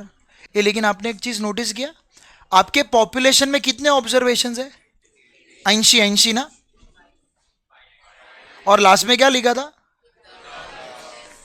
तो फॉर्मूला में ये मल्टीप्लाई होगा ना, तो आपका फॉर्मूला ये आएगा. समझाणु? आप वो सम मतलब वो क्वेश्चन के बाजू में बस ये फॉर्मूला लिख डालो ना. Sigma upon root of small n into root of capital N minus small N upon capital N -1. ये सिर्फ फॉर्मूला लिख के रखो, फिर कैलकुलेटर तो कैलकुलेशन तो कैलकुलेटर में कर देंगे. सिग्मा 5 बोला ना तुम, और सैंपल का साइज कितना है? ये तो 25 का रूट आएगा तो 5 ही. और कैपिटल एन कितना है?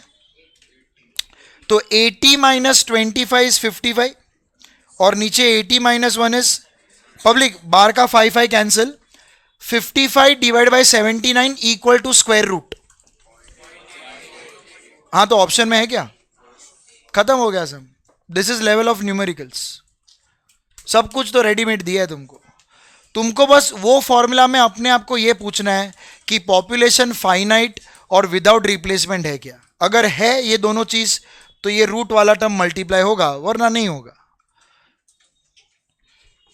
ठीक है.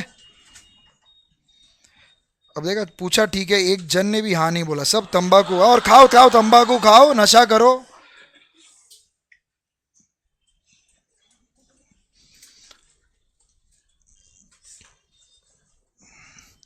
તમારા બધાના સાદડીમાં આવીશું. I am going to live till 73. 7 + 3 कितना होता है? मेरे को मालूम है. दैट इज 73 पे I go. I am just trying my best कि 73 तक मैं लेक्चर्स ले पाऊँ. नहीं नहीं 70 नहीं. पागल. 100 तक क्या करेगा? 100 तक जी के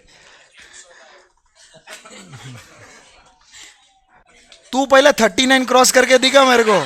109.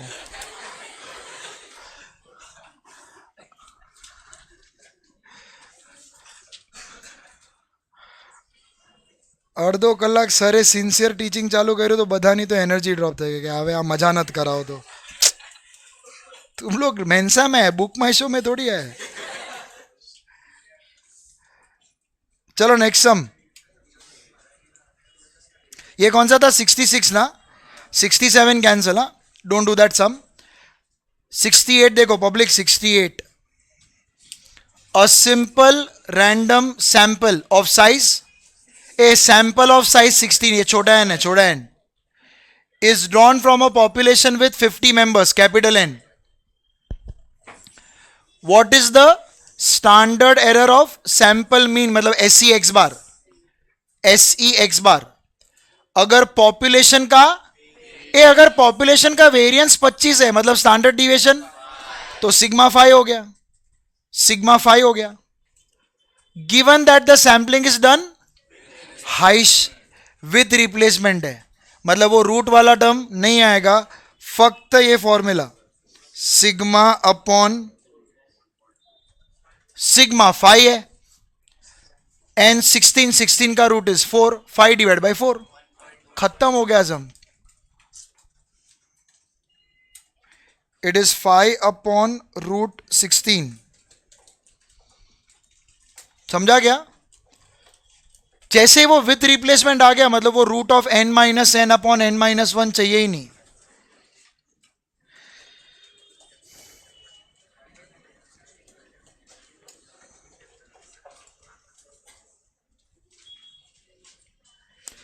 बाद में 69 से 72 सब कैंसिल है. Yes, this are very good numericals. वो पहले अलग ही मजा आता था ये सॉल्व करने को. और पहले ना sampling theory used to be my last topic of the syllabus. I used to end my CA foundation batches with this, because इसके पहले मेरे को प्रोबेबिलिटी वाले सारे टॉपिक्स पढ़ाने पड़ते थे. सुधियो क्या हुआ? नहीं करने का. 69 to 72 कैंसिल करो, 74 कैंसिल करो, 75 पे आओ. 75 ए उधर प्लीज ये करेक्शन करो ना. ये दोनों ऑप्शन में एक्स बार होना चाहिए, उन्होंने वो प्रिंट नहीं किया. 75 में इधर तो ऐसा है ना, ये ऑप्शन देखकर ही समझ जाएगा कि कौन से ऑप्शन का बात हो रहा है. Exactly E of X bar is equal to mu. फिर भी पढ़ो, क्वेश्चन ऐसा नहीं है कि हाँ, मतलब मैंने ही बोला हर बार क्वेश्चन पढ़ने का, बट इधर तो बहुत ऑब्वियस था कि there are n values in the simple random sample from a finite population with mean as mu and variance as sigma square, then which of the following is true? तो expected value of x bar is equal to mu. वो x bar होना चाहिए, printing नहीं है. 76 standard error of dash is the standard deviation of sample mean. Actually ये भी ना आपके सिलेबस का हिस्सा नहीं है, बिकॉज ये उस कॉन्सेप्ट को बिलोंग करता है जो अभी वो लोग ने सैम्पलिंग थियरी से निकाल दी है. एक्चुअली एक बायस्ड एस्टिमेटर और अनबायस्ड एस्टिमेटर करके एक कॉन्सेप्ट होता था, बट वो अभी आप लोग को नहीं है. वो हमने मेंसा नोट्स में अभी भी रखा है थियरी में, but you don't have those things. 76 को कैंसिल करो, जाने दो, एक्स्ट्रा मत पढ़ो. जे छेद नहीं वाचता ना. 76 to 78 जाने दो. ए 79 ये तो एमओसीटी एमओडी में पढ़ाया था तुमको. सैम्पलिंग फ्लक्चुएशन, ये बहुत टाइम हो गया. एमओसीटी का first method is dash affected by sampling fluctuation, and MoD का लास्ट मेथड इज जो मीन है वो फैट, जो मीन नहीं वो. अच्छा, ये जो तीनों मीन है एएम जीएम एचएम, तीनों में से किसको एक्सट्रीम वैल्यू से फर्क पड़ता है? तीनों को एक्सट्रीम वैल्यू से फर्क पड़ता है. ये जो रिलेशन दो वेरिएबल्स के बीच में है, वही रिलेशन उनके एरिथमेटिक मीन, मीडियन और मोड में होता है. All absolute measure of dispersions, that is range, QD, MD, SD, उनको शिफ्ट ऑफ ओरिजिन से फर्क नहीं पड़ता, चेंज ऑफ स्केल से. ये जीएमएचएम का ये दो प्रॉपर्टी से कोई लेना देना नहीं है. शिफ्ट ऑफ ओरिजिन और चेंज ऑफ स्केल से जीएमएचएम का कोई लेना देना नहीं है। एंड जितने भी रिलेटिव मेजर ऑफ डिस्पर्शन है उनको भी ये दो प्रॉपर्टीज है, shift of origin, change of scale, से कोई भी लेना देना नहीं है। याद है ना? स्क्यूनेस याद है? नेगेटिव स्क्यूनेस होगा, नेगेटिव स्क्यूनेस तो पुछड़ी किधर जाएगा? पुछड़ी, हाँ लेफ्ट में जाएगा। तो मुंह इधर आएगा ना, मुंह के नीचे बीच में जगदीश जय इधर है, बराबर ना? तो मीन, मीडियन एंड मोड। उसमें सबसे छोटा कौन है? थोड़ा तो अच्छा है तुम लोग। 79, सैम्पलिंग फ्लक्चुएशन में बी डिस्क्राइब्ड एज। ये मैंने आपको ना सैम्पलिंग फ्लक्चुएशन में क्या बोला था, एमओसीटी में मैंने ये क्यों पढ़ा है कि अब देखो ना, मैंने जो मुंबई वाला एग्जांपल लिया, इधर किधर गया? So when I jump from one sample to another sample, और समझो एक्स बार का वैल्यू बहुत ज्यादा फ्लक्चुएट हो रहा है। मैंने फिलहाल जो एग्जांपल लिया था ना एक्स बार का, 2, 3, 4, 5 सब एक दूसरे के आसपास था। But what if when I jump from one sample to another sample, 2, फिर 22, 109, 3, 57, तो don't think when you jump from one sample to another sample the average is fluctuating a lot? तो उसके वजह से पूरे मुंबई का सैंपल मीन फिगर आउट करना तकलीफ वाला काम हो जाएगा। सो that is called a sampling fluctuation, कि जब आपके एवरेज वैल्यूज बहुत ज्यादा फ्लक्चुएट होते हैं when you go from one sample to another, that is a problematic thing. तो अभी आप पढ़ो थियोरी, सैम्पलिंग फ्लक्चुएशन क्या होता है? Variation in the values of sample, थोड़ी बबूचक, स्टैटिस्टिक, एक्स बार का वैल्यूज, प्रोबेबिलिटी का वैल्यू, स्टैंडर्ड डिविएशन का वैल्यू, वो सब जब फ्लक्चुएट होता है उसको सैम्पलिंग फ्लक्चुएशन बोलते हैं। Variation in the value of statistic, star mark करके रखो भाई, ये ऑलरेडी एक बार आ चुका है। वो लोग बोलते हैं the population standard deviation describes the variation among the elements of universe, whereas the standard error measures the what? Variability, okay, फिर in statistic, okay, due to sampling। अरे स्टैंडर्ड एरर हमने सैम्पलिंग डिस्ट्रीब्यूशन में पढ़ा ना, sample का standard deviation होता है। शुरू तो ऐसा कॉन्फिडेंस हो गया, वेरिएबिलिटी मेरे को भी मालूम है बबूचक, चारों ऑप्शन में वही है। मैं पहन के आता है, तू मेरे को टोपी अलग से मत पहना। 81 कैंसिल करो, हाँ 82 जो तो समझाए तने चापला। Give the formula for computing standard error of mean in case of population is fine. Sir population finite बोला है, लेकिन विथ रिप्लेसमेंट या विदाउट रिप्लेसमेंट तो नहीं बोला है। तो सर आपने पॉइंट सेक्शन में बोला था if nothing is said we assume without replacement, तो आएगा वो रूट वाला टर्म, हाँ सी, हाँ बराबर बराबर। 83, 84 जाने दो। ओ Neyman's 85th, according to Neyman's allocation your sample size n is proportional to what? N into sigma.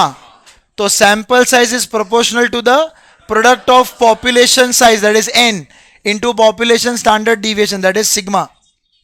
Perfect. 86 जाने दो। Oh, can you recognize this? A complete list of all units in a finite population properly numbered for identification is called sampling? Yes, a complete and a detailed list of all sampling units is called sampling frame. Superb. 88 में please correction करो, 88 option में correction करो। A selection procedure of a sample having no involvement of probability, मतलब non probability हो गया ना, non probability मतलब धर्मा production. Yes, पर्पोसिव या जजमेंटल, यही दो नाम आपके मॉड्यूल में है अब। 89, in order to test the quality of chalks, हाँ ये प्रैक्टिकल है। In order to test the quality of chalks which is the best suitable method? अरे मेरे को बता, सिंपल एक, अभी तो बोर्ड का जमाना है, लेकिन पहले जब चौक का जमाना था, समझ मेंसा के पास एक डिस्ट्रीब्यूटर आया अप्सरा चौक का कि सर हमने हाई क्वालिटी चॉक्स बनाए, आप प्लीज हमको ऑर्डर दो, हम आपको रीजनेबल रेट में सप्लाई करेंगे। और शिवा सर को ये चेक करना है कि इसके चौक का क्वालिटी कैसा है। तो शिवा सर कैसे चेक करते? उनके सामने 10-15 बॉक्स पड़े हैं, एग्जैक्टली रैंडमली कोई भी एक बॉक्स लेंगे, चौक उठाएंगे, will start writing. Simple random sampling, obviously simple random sampling. Sir थोड़ी सारे चौक ये सर के और काम धंधा नहीं है क्या?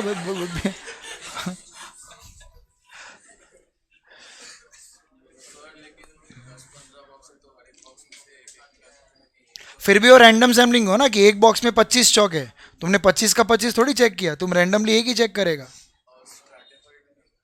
स्ट्रेटी आपने स्ट्रेटा थोड़ी बनाया, हेट्रोजीनियस नेचर थोड़ी है वो, सारे चौक ही है ना भाई, हाईली होमोजीनियस है, બધા चौक જ છે।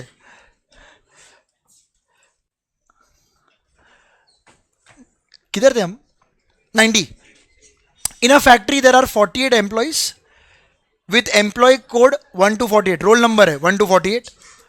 Employer desires to take a sample of every, हर 6th एम्प्लॉय उसको लेना है। He starting with employee number 1 and he wants to take every 6th employee. तो तुम्हारा सैंपल साइज कितने का बनेगा? 6 8 48। कितना सिंपल है, 6 8 48, 8 का सैंपल साइज बनेगा। 91। Sampling is a tool which helps to know the characteristics of the dash by examining only a part of it. Population. And then 92. Capital N, small n denotes population का size and sample का size. Very good. समझाएगी तुमने? Done. With this अपना ये वाला topic is done. मैं इसका PDF भिजवा दूंगा और नेक्स्ट लेक्चर में फिर पीएनसी शुरू करते हैं, परम्यूटेशन एंड कॉम्बिनेशन। चलो, वेलकम एवरीवन।